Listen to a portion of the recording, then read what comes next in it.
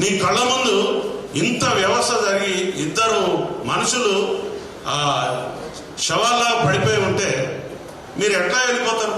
సామాజిక బాధ్యత మీకుందా? సామాజిక స్పృహ మీకున్నదా? వెళ్ళిపోయిన తర్వాత ఆయన కళ్ళలో నాకు ఎటువంటి పశ్చాత్తాపం కనిపించలేదు.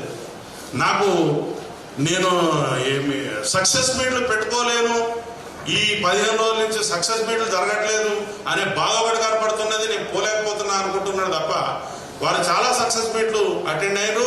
అదేవిధంగా వాళ్ళ ఇంటిని ఒక కళ్యాణ మండపం, ఒక విలాసవంతమైనటువంటి ఇచ్చేసి వచ్చేవాళ్ళు పోయేవాళ్ళు చాలా మందితో ఆయన చాలా హ్యాపీగా గడుపుతారు.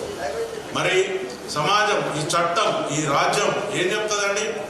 ఎవరైతే బాధితులు ఉంటారో వాళ్ళ పక్షాన చట్టం మాట్లాడుతుంది, మనం మాట్లాడాలి.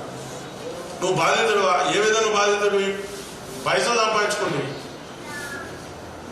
సంపాదించుకుంటే లెక్కలు చూసుకుంటా ఉంటుంది. నీకు అవకాశం కుదిరినప్పుడు లేకపోతే నీ మీద ఎవరన్నా ఏదన్నా అన్నప్పుడు ఒక ప్రెస్ మీట్ పెట్టి ఒక బట్టగాల్చి మీద పడితే వెళ్ళిపోతుంది. నిన్న మీరు ఏం చేశారు? పోలీస్ ఆఫీసర్స్ నాకు చెప్పలేదు అన్నారు. పోలీస్ ఆఫీసర్స్ చెప్పలేదు, నేను వెనక పంపితే పోతావా?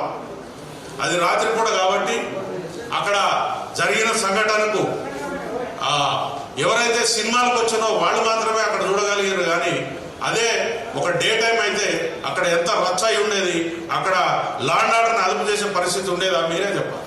చూసారు, ఏ పోలీస్ ఆఫీసర్ కూడా నన్ను సంప్రదించలేదు, చేతులోకమని చెప్పారు.